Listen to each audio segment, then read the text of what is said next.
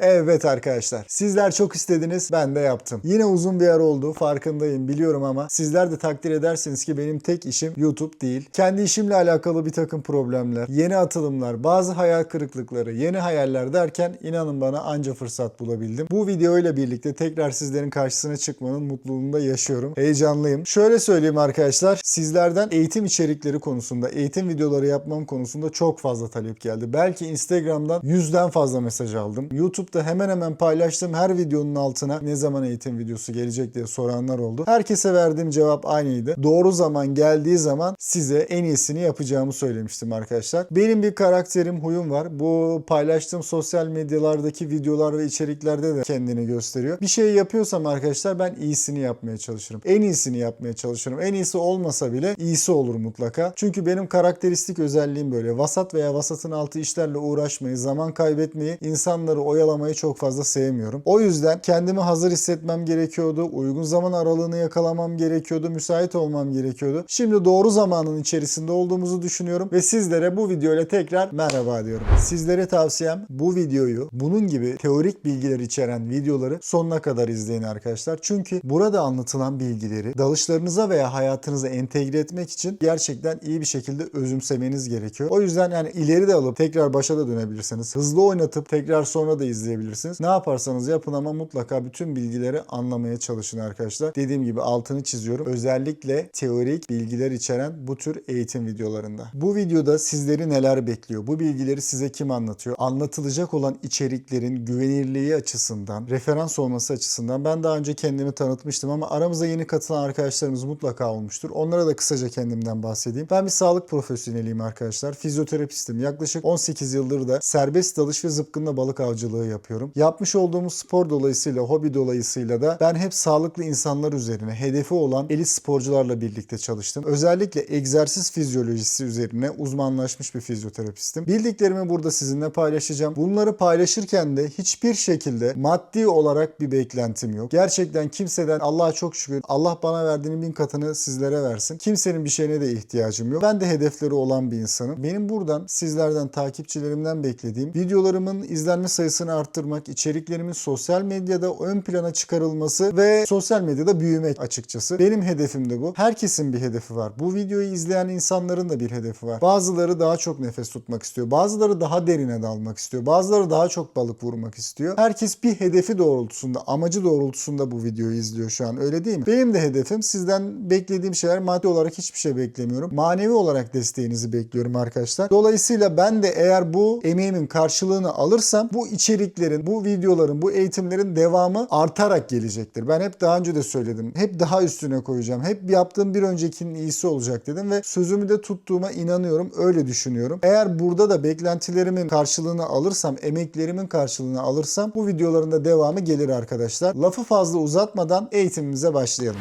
Eğitimimizin konu başlığı, ana başlığı serbest dalışta akciğer anatomisi ve solunum fizyolojisi arkadaşlar. Sizlere şunu iyi bir şekilde ifade etmek istiyorum. Ben size balık vermeyeceğim. Balık tutmasını öğreteceğim arkadaşlar. Yani yaptığınız egzersizlerin, yaptığınız aktivitelerin, harcadığınız emeklerin hangi mekanizmaları aktive ettiğini, hangi kazanımlar sağladığını, sizlere ne gibi faydalar sağlayacağını hepsini neden sonuç ilişkisi içerisinde öğreneceksiniz. İşte sabah kalktın arkadaşım, oksijen tablosu, karbondioksit tablosu, işte kardiyo egzersizleri, kuvvet antrenmanı, bunlardan değil. Tamam, bunu yapacağız ama bunu yaptığımızda ne oluyor? Hangi mekanizma devreye giriyor? Kardiyoyu yaptığınızda haftada kaç gün, kaç sıklıkla, ne yoğunlukla yaptığınızda ne gibi kazanımlar elde edeceğinizi, eğer bunu aşırıya kaçırırsanız ne gibi şeyler kaybedeceğinizi, kazanımlardan ne gibi şeylerin yok olacağını, ben sizlere her şeyi neden sonuç ilişkisi içerisinde anlatacağım. Ve bu videoları izleyen herkes, ama herkesin anlayabileceği bir dilde olduğu için bu işi kavrayacak arkadaşlar. Ve bu videoları, bu eğitimleri izleyen herkes bu işin matematiğini, bu işin fizyolojisini, anatomisini, mekaniğini, her şeyini öğrenecek. Bana güvenebilirsiniz. Gönlünüz ferah olsun efendim. O zaman hemen dersimize geçelim. Ben de heyecanlıyım ve sabırsızım çünkü. Şimdi anatomi ve fizyoloji nedir? Anatomi vücut yapımızın özelliklerini inceleyen bir bilim dalıdır. Fizyoloji ise vücudumuzun fonksiyonlarını ve özelliklerini inceleyen bir bilim dalıdır. Yani birisi yapısını inceliyor, birisi fonksiyonlarını ve özelliklerini inceliyor. Bu şekilde aklınızda tutabilirsiniz. Peki anatomi ve fizyolojinin amacı nedir? Bize neyi öğretmeyi hedefliyor? Anatomi ve fizyolojinin amacı hücrelerin, dokuların, organların şeklini, işlevini ve nasıl çalıştığını, fonksiyonlarını bize bize anlatır. Bizler de bu eğitimle birlikte akciğerimizin, solunum mekanizmamızın nasıl çalıştığını, serbest dalışta ne gibi faktörlerin devreye girdiğini hep birlikte öğreneceğiz arkadaşlar. Şimdi akciğerlerimiz göğüs boşluğumuzun her iki yanında bulunan çift organlardır. Toplam 2 tane bulunur. Sağda ve solda. Akciğerimizin işlevsel özelliği vücut dokularına ve organlarına oksijen taşımaktır. Aynı şekilde bu oksijenin kullanımı sonrasında da meydana gelen oluşan metabolik atık olarak ortaya çıkan karbondioksiti de dışarı atmaktır. Akciğerimizin görevi oksijen ve karbondioksit alışverişini sağlamak. Akciğerlerimiz de sağ ve sol olmak üzere kendi içlerinde yine bölümlere, parçalara ayrılır. Bunlara lob denir. Sağ akciğerimizde 3 adet lob bulunur. Yani üst, orta ve alt parça şeklinde 3 adet lob bulunur. Sol akciğerimizde ise 2 adet lob bulunur. 2 adet parça bulunur. Bunun sebebi de kalbimizin göğüs kafesimizde sol tarafa doğru daha yakın olmasıdır. Yani aslında sol tarafta da 3 tane olması gerekirken kalbimiz o ortadaki parçanın yerini alıyor, dolduruyor ve sol tarafta 2 tane var. Sağda 3 tane varken sol tarafındaki akciğerimiz 2 parçadan oluşuyor arkadaşlar. Akciğerlerimiz trakea yani soluk borusu aracılığıyla hava alır. Bu soluk borusu havayı aldık arkadaşlar. Hava girdi. Soluk borusu buradan 2 parçaya ayrılır. Bunlara da bronşlar denir. Geldi tek parça trakea yani soluk borusu 2'ye ayrıldı. Bronş oldu. Bronşlar oldu. Daha sonra bu bronşlar akciğerin içinde de ilerleyerek bronşçuklara yani bronşiyoller deniyor. Daha farklı hava kanallarına ayrılıyor. Yani hepsi bir hava borusu aslında. En önemli tek parça trakea, soluk borusu. Bu da 2 parçaya bronşlara ayrılıyor. Akciğerimize giriyor. Daha sonra da akciğerin içinde bronşiyoller, bronşçukları ayrılarak hava kanallarına gidiyor. Bu hava kanalları da en son akciğerimizin en diplerinde, en derinliklerinde alveoller denen baloncuk benzeri her bir akciğerimizde milyonlarca bulunan bu hava keseciklerine yani alveollere bağlanıyor. Alveoller de akciğerlerimizin işlevsel birimidir arkadaşlar. Yani gaz alışverişinin yapıldığı yerlerdir. Soluduğumuz oksijen alveol duvarlarından kılcal damarlara geçerek vücut hücrelerine, dokularına taşınıyor arkadaşlar. Aynı şekilde kullanılan oksijen sonrası ortaya çıkan metabolik atık olan karbondioksit de yine kılcal damarlar aracılığıyla alveollere, oradan bronşiyollere, bronşlara, trakea ve dışarıya atılıyor. Alveollerin biraz önce de söylediğim en basit haliyle işlevsel özelliği gaz alışverişinin yapıldığı, sağlandığı hava kesecikleri, baloncuklardır arkadaşlar. Akciğerlerimiz çift katmanlı zar olan plevra adı verilen bir zarla çevrilidir. Bu zarlardan visceral plevra yani içteki zar akciğerlere yapışık olan zardır arkadaşlar. Dıştaki zar ise parietal plevra olarak geçer. Bu da göğüs duvarına yapışıktır. Bu iki zar arasında bir sıvı bulunur. Bu sıvı da aynı böyle menisküs gibi düşünün arkadaşlar. Hani dizlerimizin arasında bir eklem sıvısı bulunur ya. Bu iki zar arasında bulunan sıvı da akciğerin esneyip daralmasını, küçülüp büyümesini sağlayan, bunu kolaylaştıran, kayganlaştırıcı bir madde görevi görür. Şimdi buraya kadar anlattığım kısım daha çok anatomik bilgileri içeriyordu. Artık işin solunum fizyolojisine yani bu mekanizmanın nasıl çalıştığına gelin hep birlikte bakalım. Solunum yani ventilasyon mekanizması 2 aşamadan oluşuyor arkadaşlar. Nefes alma, inspirasyon, nefes verme, ekspirasyon.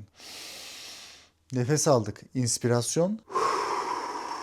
Nefesimizi verdik. Ekspirasyon. İnspirasyon yani nefes alma sırasında diyafram kası kasılarak aşağı doğru iner. Bu da ne olur? Göğüs kafesinin, göğüs boşluğunun genişlemesine sebep olur. Bu arada kaburgalar arasındaki kaslarımız kasılıyor ve göğüs kafesimiz dışarı doğru çıkıyor, açılıyor. Bu da akciğerlerimizde negatif bir basınç oluşturarak havanın içeri doğru dolmasını sağlıyor arkadaşlar. Ekspirasyon yani nefes vermede de diyafram kasımız gevşiyor, yukarı doğru çıkıyor. Göğüs boşluğu daralıyor. Akciğerlerimiz sıkışıyor. Bu durumda akciğerlerimizde pozitif bir basınç oluşturuyor ve içerideki havayı dışarı doğru ittiriyor, çıkmaya zorluyor. Bu işin yani solunumun fizyolojisi de mekanizması da bu şekilde gerçekleşiyor. Gaz değişiminden biraz önce bahsetmiştim zaten. Ne demiştim? Alveoller akciğerlerimizin en işlevsel birimleridir demiştik arkadaşlar. Dolayısıyla da bu gaz alışverişinin sağlandığı yapılar alveollerdi. İşte aldığımız oksijen alveoller duvarından kılcal damarlara geçiyor, hücrelere taşınıyor. Aynı şekilde kullanılan oksijen sonrası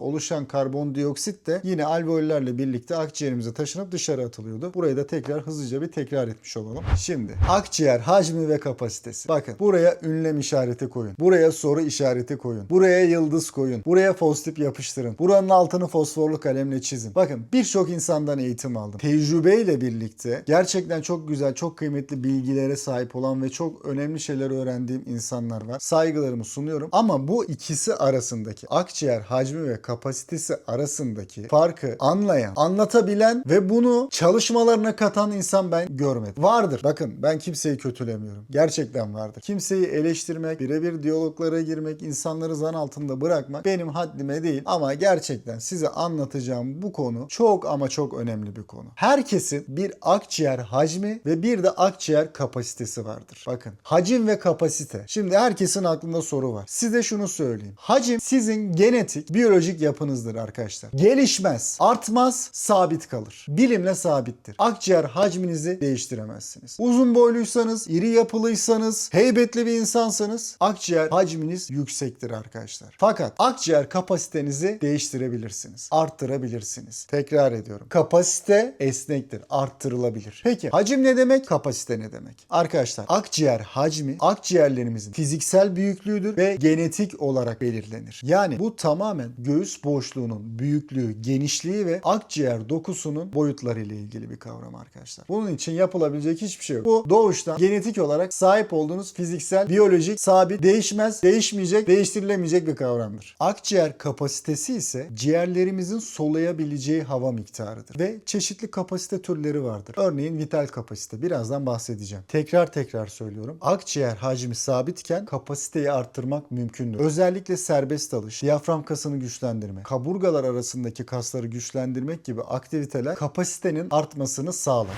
Akciğer kapasitesi de farklı nefes alıp verme seviyelerine ve şekillerine göre ölçülür. Biraz önce tidal volümden bahsetmiştik. Şimdi başlayalım. Tidal volüm dediğimiz şey normal bir nefes alıp verme sırasında akciğerlerimize giren hava miktarıdır. Bu ortalama 500 mililitredir arkadaşlar. İnspiratuar rezerv volüm. Bu da arkadaşlar normal bir nefes alma sonrasında akciğerlere çekilebilecek fazladan hava miktarıdır. Örnek veriyorum. Aldık nefesimizi. Tekrar alıyoruz. Bu işte inspiratuar rezerv volüm olarak geçiyor. Ekspiratuar rezerv volüm ise tam tersi. Normal bir nefes verme sırasında dışarı ekstra verebileceğimiz hava miktarına verilen isimdir arkadaşlar. Bir de rezidüel hacim var. Bu da tam nefes verme sonrasında akciğerlerimizde kalan hava miktarıdır arkadaşlar. Bu kalan hava miktarı hani gaz alışverişin yapıldığı hava kesecikleri alveollerden bahsetmiştik ya. O işte bir miktar kalan hava miktarı o alveollerin, baloncukların kapanmasını engelliyor. Total akciğer kapasitesi ise akciğerlerimizin alabileceği maksimum hava miktarının toplamıdır ve biraz önce bahsettiğim 4 nefes alma seviyesini içerir. İnspiratuar rezerv volüm, ekspiratuar rezerv volüm, tidal volüm ve rezidüel volümün toplamıdır arkadaşlar. Akciğerimize girip çıkan maksimum hava miktarının toplamıyla total akciğer kapasitemizin ölçümünü bulabiliriz arkadaşlar. Sizlere bir de bu akciğer kapasitesine, total akciğer kapasitesine dahil olmayan ekstra bonus bir bilgi vermek istiyorum. Bu da fizyolojik ölü boşluk arkadaşlar. Şimdi ne kadar çok nefes alırsak alalım, ne kadar çok nefes verirsek verelim, ne kadar çok içimizdeki havayı boşaltmaya çalışırsak çalışalım. Hani dedik ya ekspiratuar rezerv volüm diye. Arkadaşlar ciğerlerimizde bir miktar hava kalıyor. Ve o hava hep sabit. Hani şöyle düşünün. Hava geldi alt katmana çöküyor. Çökme halinde duran bir hava. Bu hava hiç yer değiştirmiyor. Bu hava hep var. Ne yenisi geliyor ne eskisi geliyor. Buna fizyolojik ölü boşluk deniyor arkadaşlar. Bunu da size ekstra bonus bir bilgi olarak vermiş oldum. Şimdi ciğerlerimiz basınca nasıl tepki veriyor? Akciğerlerimiz çevresindeki basınca göre genişler veya daralır arkadaşlar. Akciğerin içerisindeki basınçla atmosfer arasındaki basınç farkı akciğere hava girip çıkmasını sağlar. Bu sebeple arkadaşlar biz dalış yaparken derinlere indikçe artan atmosfer basıncı nedeniyle akciğer hacmimiz azalıyor. Nefes tutma süremiz kısalıyor. Ne kadar çok derine inersek bu bizi o kadar çok etkiliyor arkadaşlar. Hemen umutsuzluğa kapılmayın. Etkilerken bir yanda da pozitif bir mekanizması da var. Artan atmosfer basıncı sebebiyle akciğerlerde çok basınç olduğundan dolayı oksijen kana daha yoğun bir şekilde, etkili bir şekilde karışıyor. Ve aslında derine indikçe dalgıçlar kendini daha rahat hissediyor. Çünkü ciğerdeki oksijenin kana, hücrelere taşınması daha kolay hale geliyor. Artan basınç sebebiyle. Bu da hani bilinçsiz ve yerinde olmayan bir rahatlık veriyor dalgıçlara. Buna dikkat etmek gerekiyor tabii ki.